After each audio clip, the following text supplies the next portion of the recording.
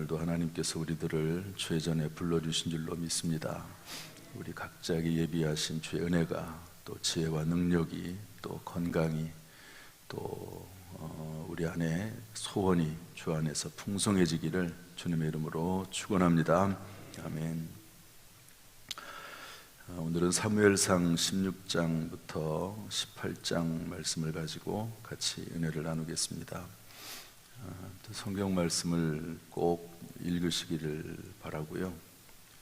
저하고 나누는 또 이 새벽에 나누는 내용은 전체를 다룰 수가 없으니까 각자 읽으면서 내용을 이해하고 또 적용할 수 있도록 힘써 주시면 좋을 것 같습니다. 그리고 가능하면 경건의 시간 노트를 가지고 기록하시면서 어떻게 하면서요?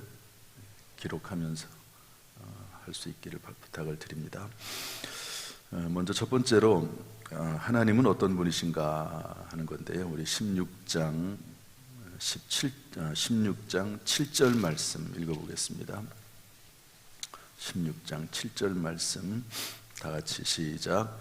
여호와께서 사무엘에게 이르시되 그의 용모와 키를 보지 말라.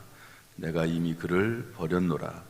내가 보는 것은 사람과 같지 아니하니 사람은 외모를 보거니와 나 여호와는 중심을 보느니라 하시더라. 아멘. 하나님 어떤 분이신가? 중심을 보시는 하나님이라고 이시라고 성경에 말씀하고 있습니다. 한번 따라서 할까요? 하나님은 사람의 중심을 보시는 분이시다. 중심이 뭘까요? 중심. 영어로는 마음입니다. 마음, 하트. 마음을 보신다. 겉모습을 보시는 게 아니라 마음을 보신다. 그러니까 이게 왜 나왔냐면 사울 왕을 하나님께서 버렸다고 그랬습니다. 버린 이유는 겸손하지 않고 교만해서 버립니다. 여기서 말하는 교만은 본인이 아무리 왕이라도 할 수 없는 일이 있거든요. 제사 드리는 거 사무엘이 하게 되어 있습니다. 아무리 왕이라도 제사장의 업무를, 선지자의 업무를 자기가 할 수는 없거든요. 하나님께서 엄격하게 구분을 하셨습니다. 그런데 자기가 그거를 막 함부로 막 해버리네요. 그러니까 하나님께서 이 교만한 사울 왕을 버리고 하나님께서 또 다른 사람을 세우는데 그 사람이 다윗입니다. 그래서 다윗에게 기름을 부어 가는데 형 엘리압, 맏형 엘리압이 보니까요, 키도 크고 잘생기고 괜찮아요. 사무엘의 마음에 쏙 들었습니다. 그래서 기름을 부으려고 하는데 하나님께서 뭐라고 말씀하시면 안 된다. 키나 용모를 보지 말아라. 하나님은 중심을 보신다. 이렇게 말씀하고 있습니다. 그래서 하나님은 철저히, 사람은 그 중심을 보지를 못하지요. 실수하기 쉽습니다. 어떻게 그 보이지 않는 마음을 읽어보겠습니까? 뭐 이제 경험이 많은 사람들은 알 수도 있긴 해요. 어느 정도는. 그러나 확정할 수는 없죠. 어떻게 사람의 마음을 자기가 읽었다고 해가지고 확증합니까? 옛날에 TV 프로에 보면은 궁예라고 하는 사람이 나와가지고요, 사람의 마음을 읽는다고 그래가지고 독심법 이래가지고 자기가 마음에 안 드는 사람은 뭐 반역을 일으킬 거라고 해가지고 뒤집어 씌워서 막 죽이기도 하고 그런 내용이 나오는데요. 사람이 그럴 수는 없습니다. 하나님만이 사람의 마음을 읽는 거지요. 그래서 하나님은 그 마음을 보신다 하는 겁니다. 뭐 예를 들면 베드로나 가룟 유다나 다 예수님을 배신했습니다. 가룟 유다도 예수님을 배신했죠. 팔아넘겼죠. 베드로도 예수님을 배신했습니다. 3번이나 예수님을 모른다고 하고, 그리고 심지어는 저주까지 하면서 예수님을 부인했습니다. 그런데 왜 가룟 유다는 예수님께서 말씀하시기를 차라리 태어나지 않았으면 좋았을 뻔했다.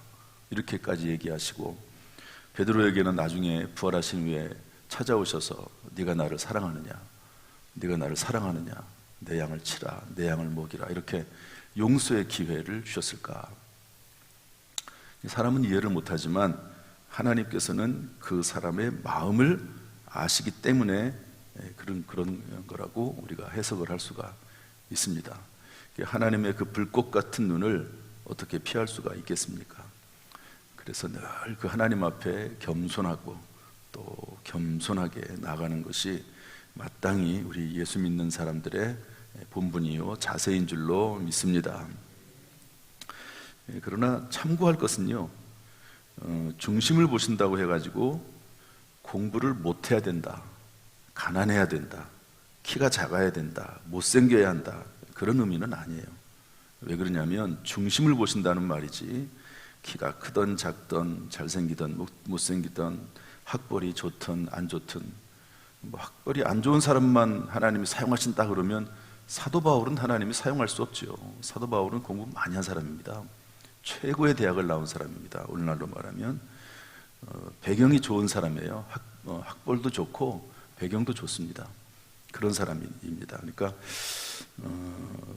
작아야 된다, 키가, 용모가 못생겨야 된다, 공부를 못해야 된다, 가난해야 된다, 이런 의미가 아니고 어떤 조건과 환경 가운데서도 그 마음의 중심을 보신다 하는 그런 의미입니다.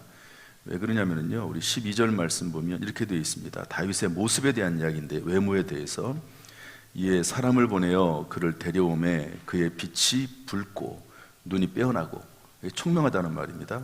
얼굴이 아름답더라, 예뻤어요. 요즘으로 말하면 아이돌 같은 그런 외모를 가지고 있습니다. 다윗이 못생겨서 하나님이 사용하신 것이 아니고 그 중심이 하나님께 향해져 있기 때문에 하나님께 사용받았다 하는 것을 알 수가 있습니다. 하나님은 저나 여러분의 마음 중심을 보시는 하나님이신 줄로 믿습니다. 우리의 중심을 하나님 앞에 드릴 수 있기를 주님의 이름으로 축복합니다. 그리고 그래서 우리는 하나님 앞에 솔직해야 돼요. 사람들 앞에서 우리는 가면을 쓸 수가 있습니다. 뭘 쓸 수 있다고요? 가면. 믿음이 없는데 믿음이 있는 척하고, 또 하나님 앞에 봉사를 하면서도 하나님을 위해서 또 하나님 앞에서 하는 것이 아니라 사람 앞에서 할 때도 있습니다. 그렇지 말고 중심을 보신 하나님 앞에 중심을 다해서 하나님을 섬겨야 되는 것이죠. 한나가 하나님 앞에 기도할 때 분인나로 인해서 얼마나 괴로웠습니까? 그때 엘리 제사장이 말했을 때 내가 술 취한 것이 아닙니다, 하나님 앞에 내 마음을 통한 것뿐입니다. 마음을, 하나님 앞에 마음을 통하는 것, 그게 기도라고 볼 수 있습니다. 부자가 기도하는 것을 예수님이 보시고 또 세리가 기도하는 것도 예수님 보셨어요. 부자의 기도는 응답받지 못했다고 하고 세리의 기도는 응답받았다고 했습니다. 그런데 사실은 부자는요, 하나님 앞에 할 거 다 했거든요. 하나님 앞에 봉사할 거 다 봉사하고 헌금 드릴 거 다 헌금 드리고 그랬는데도 불구하고 교만하게 자랑하면서 기도하지만 세리는 한 게 없어요. 그럼에도 불구하고 애통하는 마음을 가지고 회개하면서 기도하는 그 기도를 하나님이 들으셨다, 이렇게 말씀하고 있습니다. 하나님이 보시는 것은 중심을 보십니다. 그리고 그 평가는 하나님께서 최후의 날에 하실 것입니다. 아무도 평가할 수 없습니다. 아무도 판단할 수 없습니다. 그래서 늘 겸손하게, 더 겸손하게 하나님 앞에 솔직하게 우리가 신앙생활하고 하나님을 섬기는 저와 여러분이 되어야 될 줄로 믿습니다. 이런 은혜 베풀어 주시기를 주님의 이름으로 축원합니다. 이렇게 하나님은 중심을 보시는 분이시다 말씀하고 있고요. 그 다음에 오늘 본문의 말씀을 쭉 보면서 읽지는 않았지만 피해야 할 행동이 있습니다. 피해야 할 행동 한번 살펴볼까요? 18장 12절 말씀을 다 같이 읽어보겠습니다. 18장 12절 말씀 다 같이 시작. 여호와께서 사울을 떠나 다윗과 함께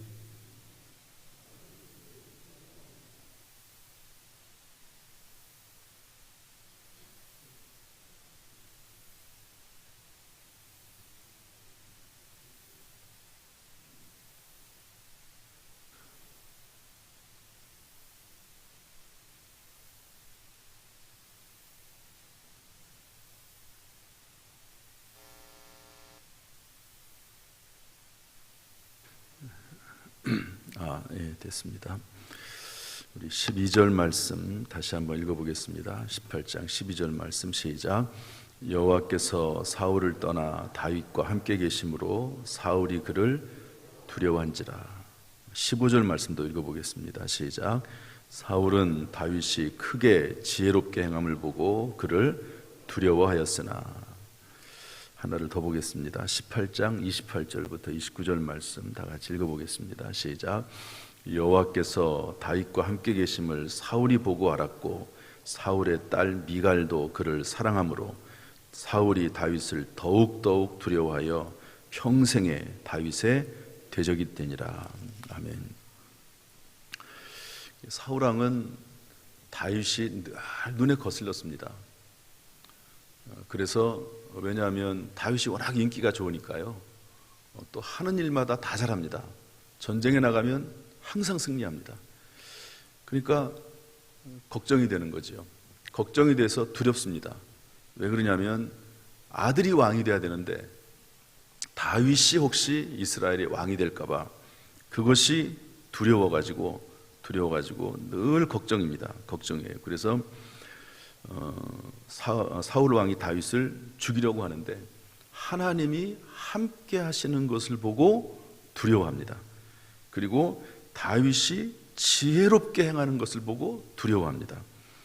그리고 심지어 자기 자신의 딸 미갈이라고 하는 딸이 있는데요. 그 미갈이 다윗을 아주 사랑하거든요.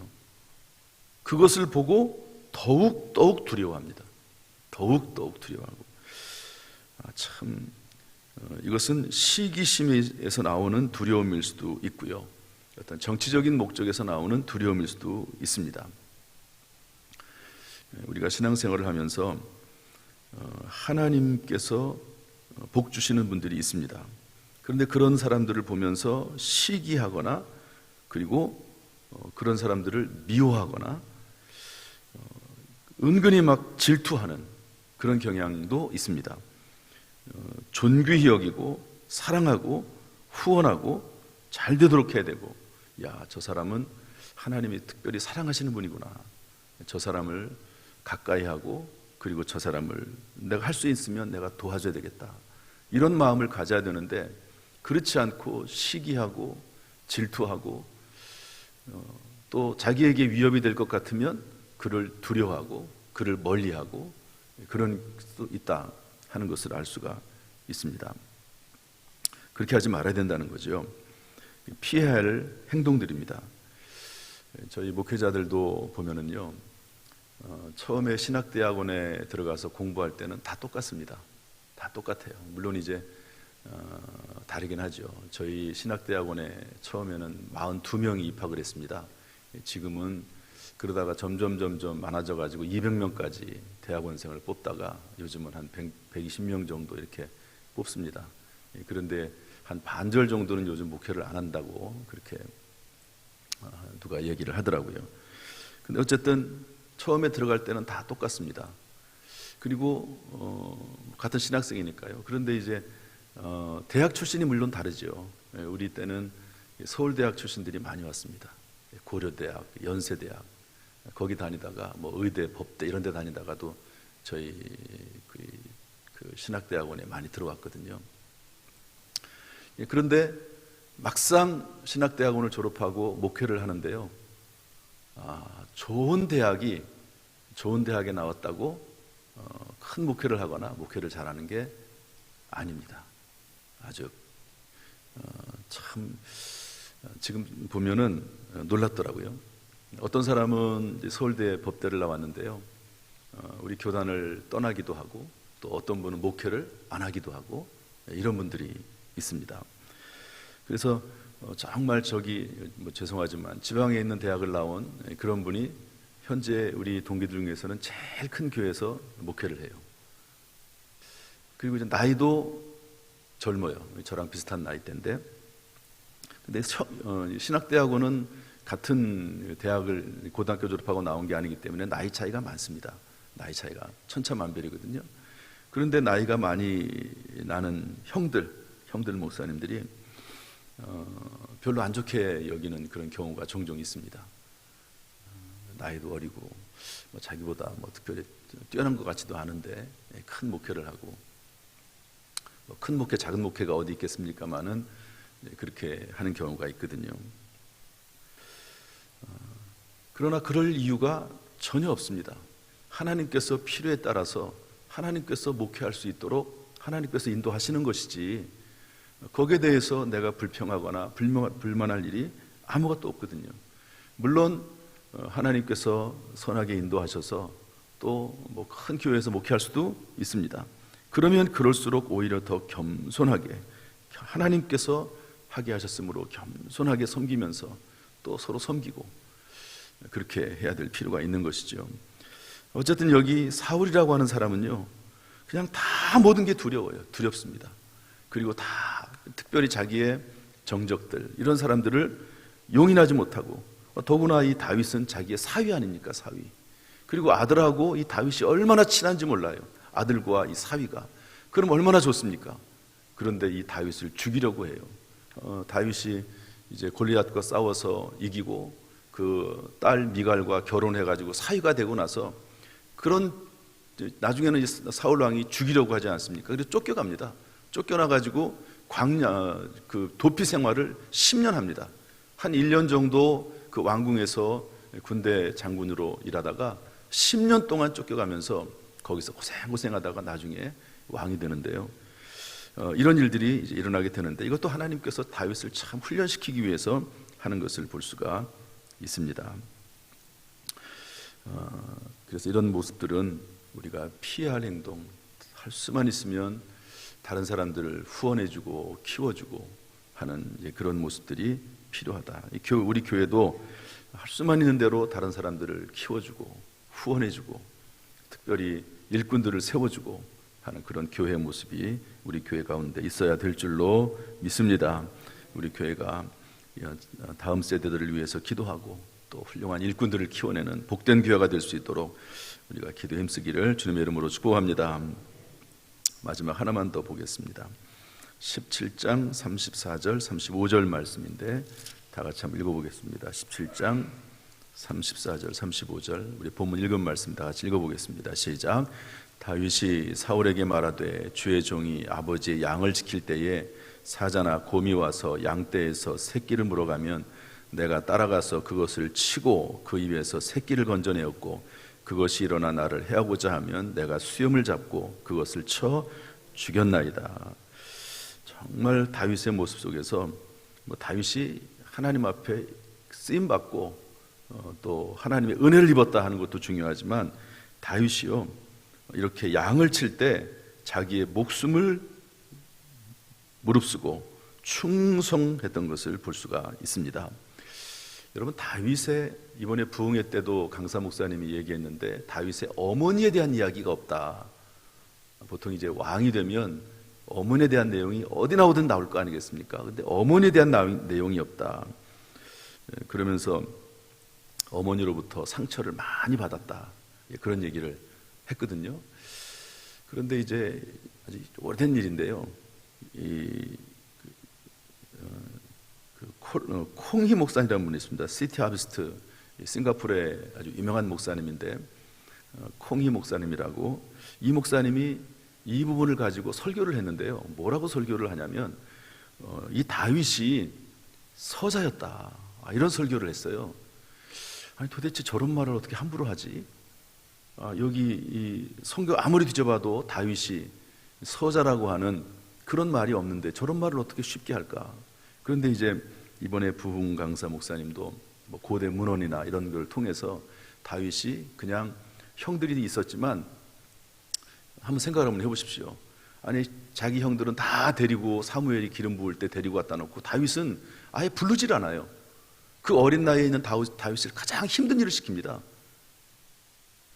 있을 수 없는 일이죠. 사실은 막내면 사실은 더 이렇게 보호하고 지켜주려고 할 텐데 그렇지 않고요. 가장 힘든 일을 시키고, 그리고 사무엘에게 데려오지도 않고, 부끄러운 아들인 거죠. 어떻게 보면 사람들 앞에 드러내고 싶지 않은 아들, 그런 아들이라고 볼 수 있습니다. 그런데 얼마나 많은 그 미움을 받고 또 멸시를 당하고 그렇게 했겠습니까? 얼마나 많은 상처를 받았겠습니까? 그러나 그럼에도 불구하고요, 양을 칠 때 충성스럽게 자기의 목숨을 내걸고, 그리고 그 양을 지키기 위해서 사자나 곰하고 싸우기 위해서 끊임없이 돌팔매질, 물맷돌질을 연습하는 그런 모습을 볼 수가 있습니다. 그러므로 우리의 상황이 때때로 조금 어렵다 할지라도, 그럼에도 불구하고 나에게 맡겨진 사명을 끝까지 감당을 하면, 믿음으로 끝까지 감당을 하면, 하나님께서 우리의 중심을 하나님 앞에 보이면 하나님께서는 그 사람을 버리지 아니하시고 반드시 그를 사용하시고 하나님의 뜻을 이루는 거룩한 도구가 되게 하실 줄로 믿습니다.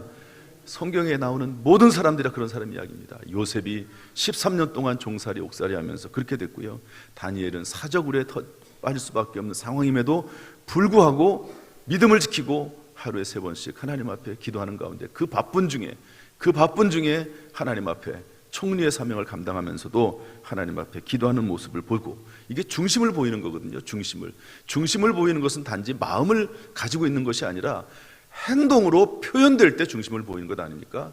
그래서 아브라함이 아들 이삭을 바치려고 할 때 이제야 네가 나 사랑하는 줄을 알겠다 그러면서 하나님께서 축복하시고 그를 사용하지 않습니까?